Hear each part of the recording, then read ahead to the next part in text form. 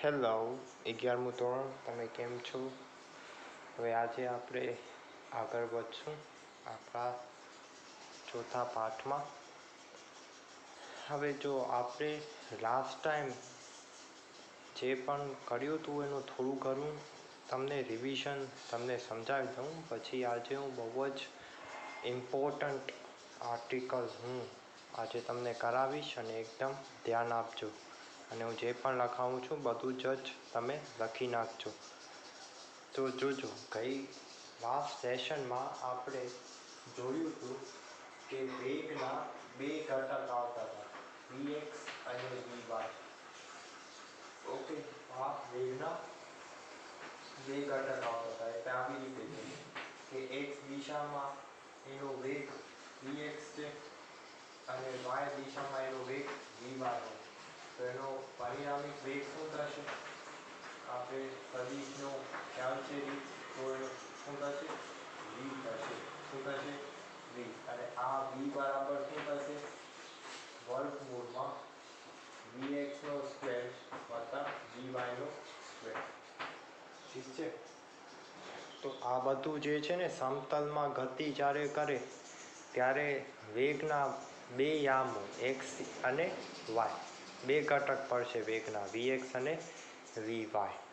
બરાબર? તો આ બહુ જ કામની વસ્તુ છે. અને એક વસ્તુ તમને હજી કહી દઉં કે x અક્ષ સાથે એકમ સદિશ કયો આવે? I hat. y અક્ષ સાથે એકમ સદિશ કયો આવશે? J hat. અને z અક્ષ સાથે એકમ સદિશ કયો આવશે? K hat. થોડુંક આપણે રિવિઝન કર્યું.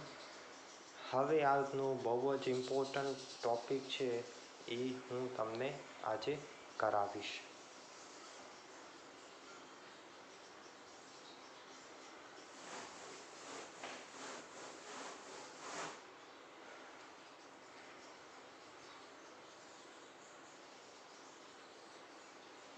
મારો ટૉપિક છે પ્રક્ષેપ ગતિ.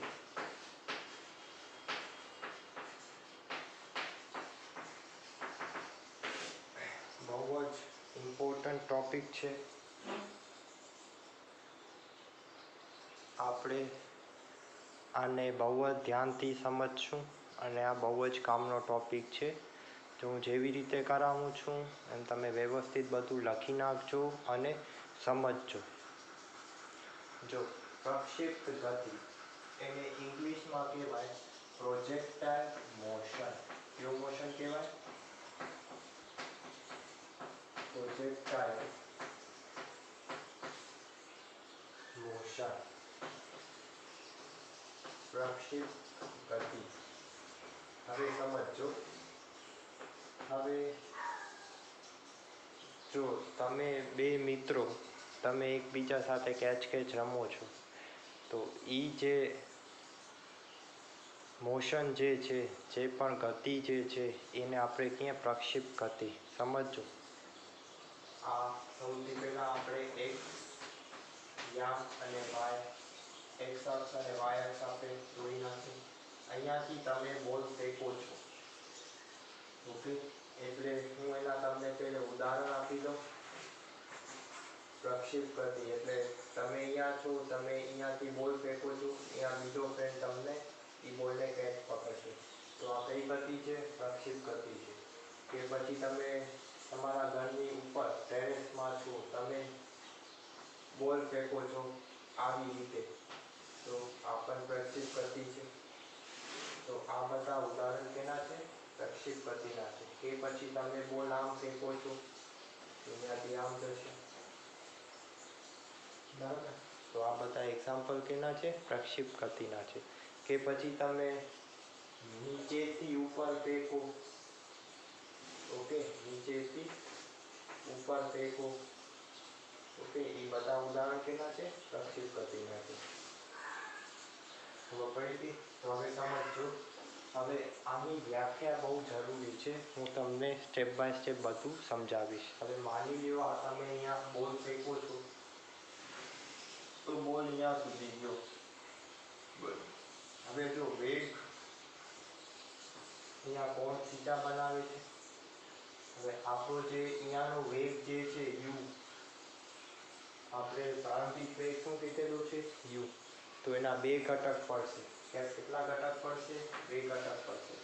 એટલે યુ એક્સ શું આવશે? યુ કોસ થીટા, અને એને લંબ યુ વાય, યુ વાય કેટલો આવશે? You sine theta.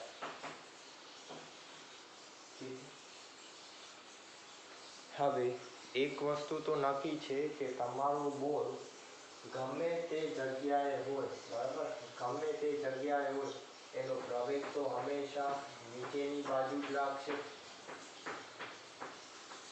નીચેની બાજુ શું કામ રાખશે? કારણ કે ગમે ત્યાં બોલ હવામાં હોય, નીચે mg બળ જે છે એ mg બળ તો હંમેશા નીચે જ લાગશે.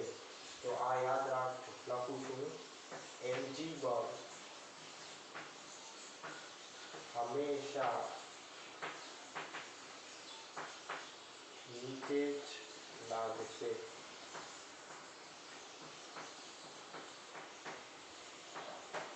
ક્લિયર? તો એના કારણે પ્રવેગની દિશા હંમેશા નીચી આવશે.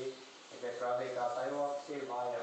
એટલે હંમેશા એ વાય કેટલો આવશે? માઇનસ જી આવશે. કેટલો આવશે?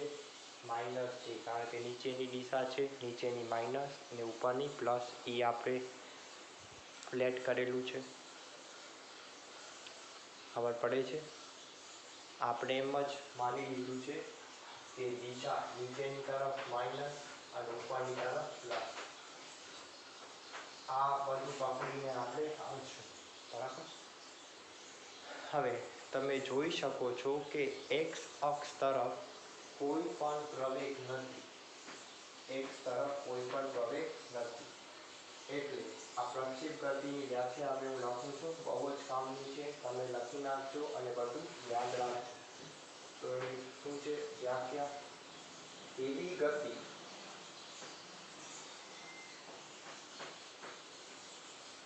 જ્યાં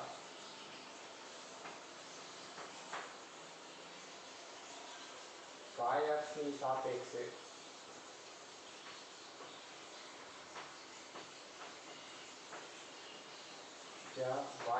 સાપેક્ષે તમારું પ્રવેગ અચળ હોય. તમારું પ્રવેગ કેવું હોય? અચળ હોય. હવે જો અહીંયા એક્સ અક્ષ તરફ પ્રવેગ 0 છે, એટલે હું કહી શકું કે એક્સ અક્ષમાં એનો વેગ અચળ હશે. અહીંયા શું હશે એનો વેગ? વેગ અચળ હશે. તો આ વ્યાખ્યામાં પણ લખવાનું, એવી ગતિ જ્યાં વાય અક્ષની સાપેક્ષે પ્રવેગ અચળ હોય અને એક્સ અક્ષની સાપેક્ષે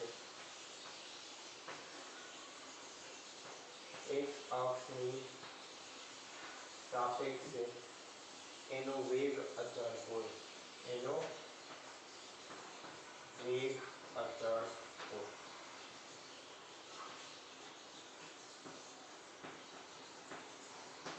તો આ જે પ્રક્ષેપ ગતિની વ્યાખ્યા છે, બરાબર, એવી ગતિ જ્યાં વાય અક્ષની સાપેક્ષે પ્રવેગ અચળ હોય અને એક્સ અક્ષની સાપેક્ષે એનો વેગ અચળ હોય. કરેક્ટ? તો આને કહેવાય પ્રક્ષેપ ગતિ. હવે જો અહીંયા પ્રવેગ અચળ છે એટલે આપણે ન્યૂટનના જે 3 સમીકરણ જે છે, v બરાબર u વત્તા at, s બરાબર ut વત્તા હાફ at સ્ક્વેર અને v square minus u square બરાબર 2as, આ બધા જ સમીકરણ આપણે વાપરી શકશું. શું કામ વાપરી શકશું? કારણ કે એનો પ્રવેગ અચળ છે. એટલે એનો પ્રવેગ કેવો છે? અચળ. એટલે એનો પ્રવેગ કેવો છે? અચળ. અચળને મેં કહી કહ્યું. સમજી લ્યો. હવે અહીંયા હવે આના આપણે બધા સમીકરણ કરી એકદમ ધ્યાન દેજો. તો v ux બરાબર શું થશે u cos કોણ બનાવે છે એટલે આ cos એને લંબ sin અને uy શું થશે u sin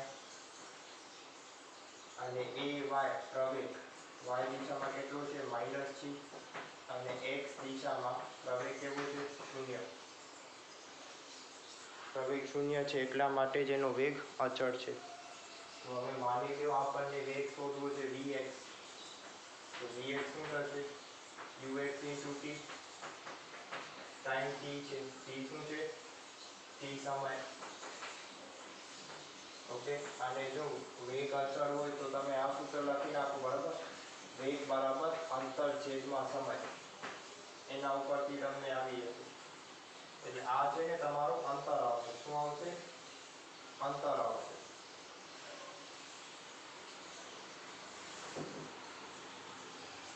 ઓકે માની લ્યો આને x અંતર કાપ્યું કેટલું અંતર કાપ્યું x તો x નો શું સમીકરણ આવશે x નો ux into t ux બરાબર શું છે u cos એટલે u cos into t તો આપણું આ પહેલું સમીકરણ બરાબર હવે આપણે y દિશામાં જોઈએ y દિશામાં શું છે y દિશામાં પ્રવેગનો લાગશે એટલે શું આવશે uy t વત્તા હાફ ay t સ્ક્વેર બરાબર uy કેટલો છે u sin theta u sin theta into t ay બરાબર કેટલો છે માઈનસ g તો minus g by 2 into t square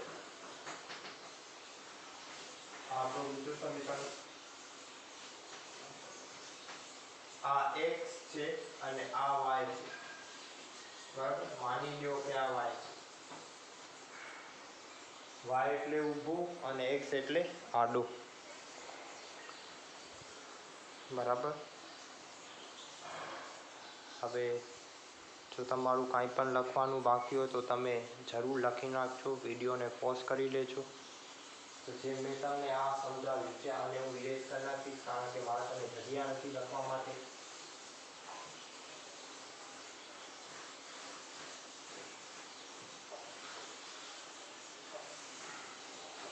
હવે તમને x દિશામાં વેગ શોધવો છે vx તો શું આવશે હંમેશા અંતર છેદમાં સમય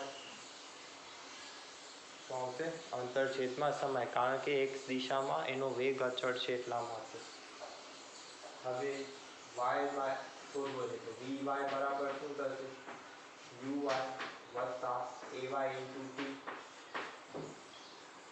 ay કેટલો છે જો માઈનસ g એટલે y દિશામાં એનો વેગ કેટલો થશે uy બરાબર શું છે u sin theta શું છે u sin theta ay ની કિંમત છે minus g into t okay આ એના વેગના સમીકરણ છે આ એના સ્થાનાંતરના સમીકરણ છે x અને y દિશામાં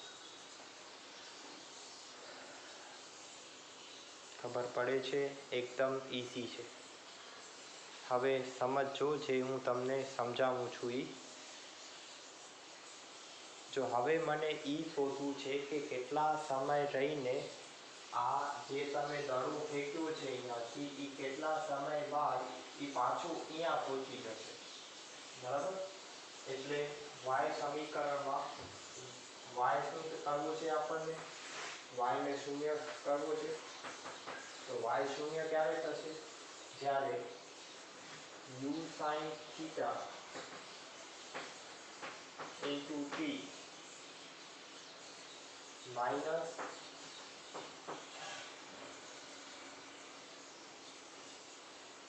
g by 2 t square બરાબર અને આપણે 0 કરવો છે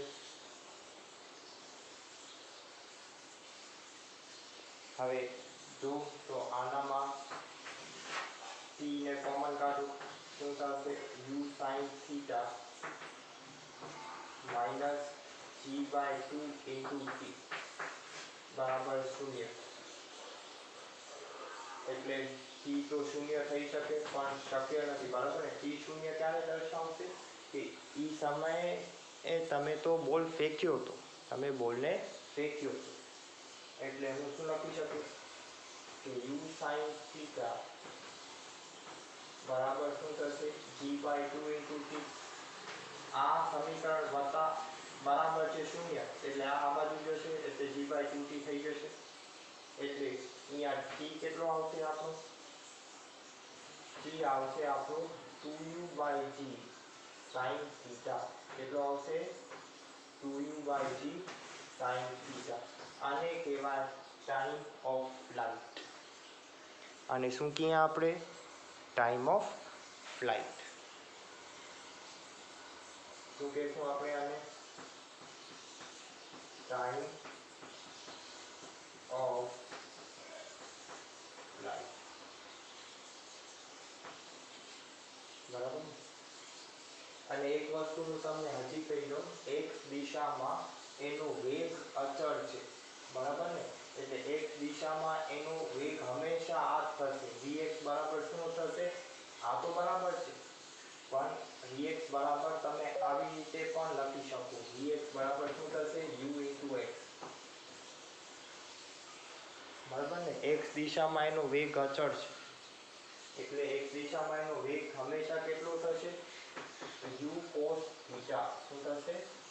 u cos.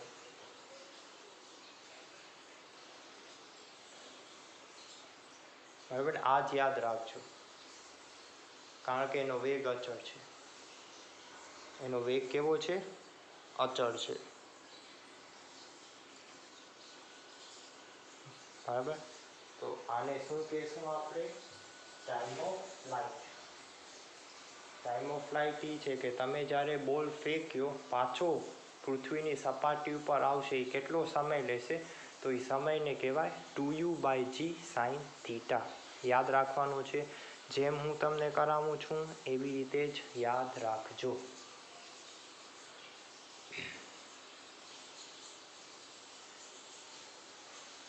બરાબર. એટલે હવે હું તમને થોડું કહી દઉં છું. માની લો આપણો બોલ અહીંયા પહોંચ્યો તો આ એના વેગ હશે.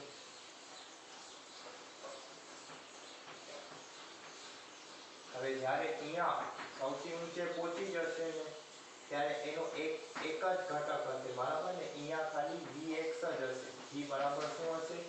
ux. અને અહીંયા vy શું થઈ જશે? શૂન્ય થઈ જશે. શું થઈ જશે? શૂન્ય થઈ જશે. હાલો, તો vy ને શૂન્ય કરી નાખીએ તો અહીંયાથી આપણને શું મળશે કે અહીંયા પહોંચવામાં એને કેટલો સમય લાગશે? કેટલો સમય લાગશે? તો vy ના સમીકરણમાં તમે શૂન્ય મૂકી દો. આપણું સમીકરણ શું છે? vy બરાબર u sin theta minus gt. અહીંયા vy ને આપણે શું કરી દેશું? શૂન્ય.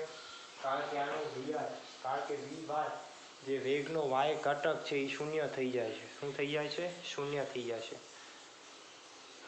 તો કેટલો ટાઈમ લાગશે? તો gt બરાબર શું થશે? u sin theta. એટલે કેટલો સમય લાગશે? u/g sin theta. કેટલો સમય લાગશે એને? u/g sin theta. એટલે આ સમીકરણની મદદથી આપણે શું શોધી શકીએ કે એને મહત્તમ ઊંચાઈમાં કેટલો સમય લાગશે? બરાબર. મહત્તમ ઊંચાઈ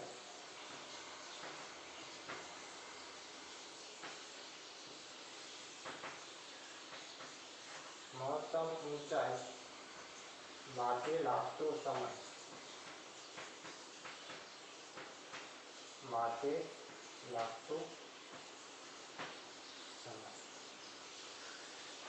બરાબર.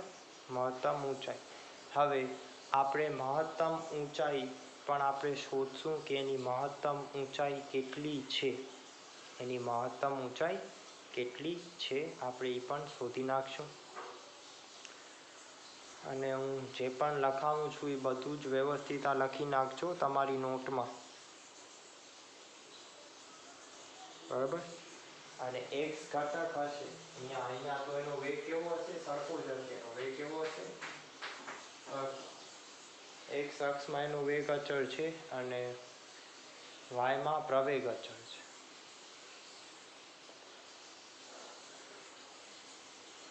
બરાબર.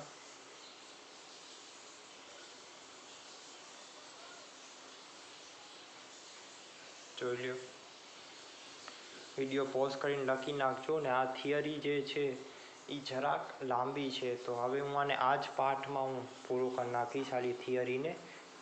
બરાબર. એટલે પછી નહીંતર બીજા પાર્ટમાં કરીશ એટલે બધી કન્ટિન્યુ છે આનું, પછી વળી પ્રોબ્લેમ પડશે. એટલે આપણે એક સાથે જ બધી વસ્તુને સમજી લઈશું. બરાબર. હવે આપણે શું કરતા હતા? u/v sin theta લીધું. હવે એની મહત્તમ ઊંચાઈ કેટલી આવશે? એની મહત્તમ ઊંચાઈ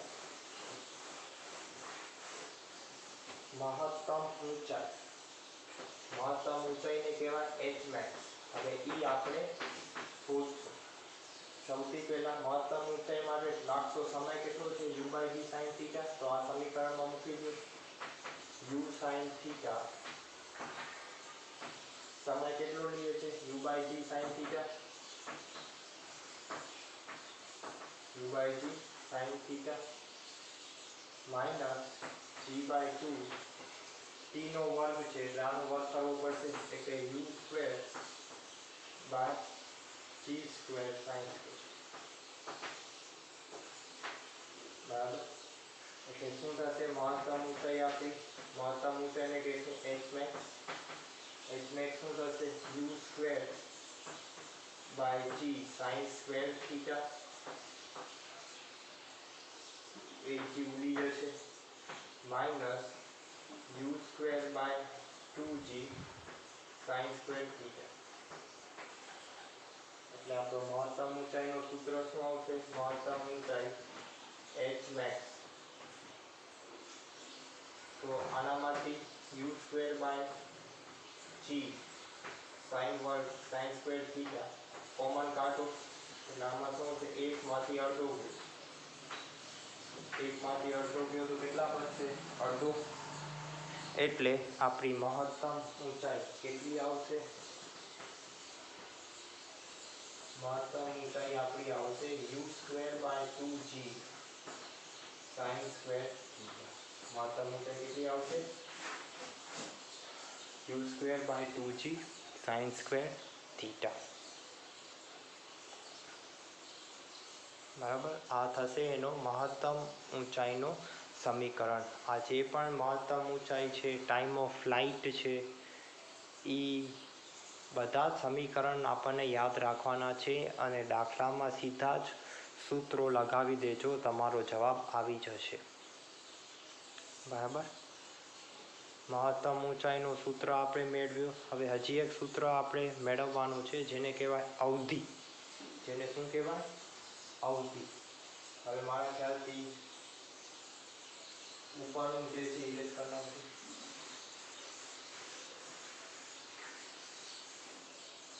હવે આપણે બેનું સૂત્ર મેળવવાની ટ્રાય કરશું. અવધિ. અવધિને કહેવાય રેન્જ. અવધિ સમજો.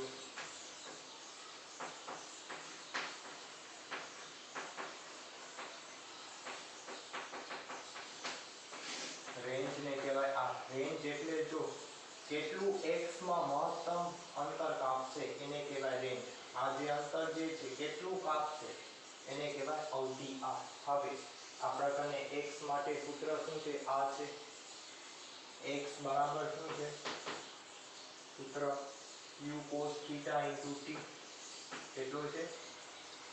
u cos theta into t. હવે આપણે હમણાં જ જોયું હતું કે આપણે આટલો ટાઈમ લઈને પાછું ઈ સપાટી ઉપર આવી જશે 2u/g sin theta. હવે ટાઈમ ઓફ ફ્લાઇટ જે છે ઈ t ને અંદર નાખો એટલે શું થશે? u cos theta. કેટલો સમયગાળો લાગે છે? 2u/g sin theta. બરાબર.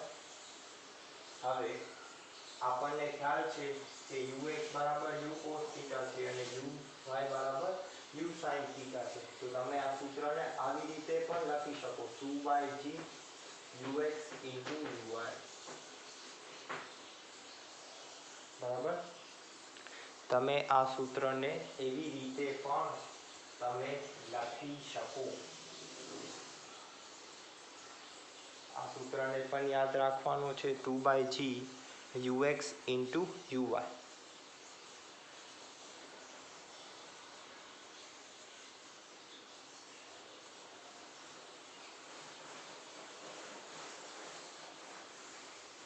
બરાબર. એટલા માટે આપણે અવધિનો કયો આવશે ફોર્મ્યુલા? અવધિ r બરાબર શું થશે 2/g ux into uy. કા પછી તમે આને આવી રીતે પણ લખી શકો 2u²/g sin theta into cos theta. sin theta into cos theta. એટલે આ શું થશે u²/g 2 sin theta into cos theta. આ સૂત્ર છે. આ ત્રિકોણમિતિનો શું છે? સૂત્ર છે. એટલે આ આપણો આવશે અવધિનો ફોર્મ્યુલા. આ આપણું સૂત્ર આવશે. જો તમે આ લગાવશો તો પણ ચાલશે. આ કેવી રીતે આવ્યું એનું સૂત્ર લખી નાખું. તો sin 2 થીટા કોણ કેટલું? ડબલ. તો સૂત્રમાં કોણ અડધો થઈ જાય. કોણ કેવો થઈ જાય? અડધો. બરાબર. સૂત્રમાં કોણ કેવો થઈ જાય? અડધો થઈ જાય. એટલે sin 2 થીટા શું આવશે? 2 sin theta into cos theta. આ આપણું સૂત્ર છે અને એ સૂત્ર મેં અહીંયા લગાવ્યું છે. તો જે અવધિનો સૂત્ર છે, મહત્તમ ઊંચાઈનું સૂત્ર છે, ટાઈમ ઓફ ફ્લાઇટ, એ બધા બહુ જ ઇમ્પોર્ટન્ટ છે અને દાખલામાં ખાલી એના સૂત્રો મૂકી દેજો તમે, તમારા જવાબ પોતાની મેળે આવી જશે. એકદમ ઇઝી છે અને જે મેં પણ તમને જે પણ લખાવ્યું છે એ બધું જ તમે વ્યવસ્થિત તમે તમારી નોટમાં લખી લેજો. બાકીનું હું આગળના પાર્ટ્સમાં હું તમને આગળનું ફિઝિક્સ કરાવીશ. સો થેન્ક યુ એન્ડ તમે તમારી ધ્યાન રાખજો. Okay, thank you.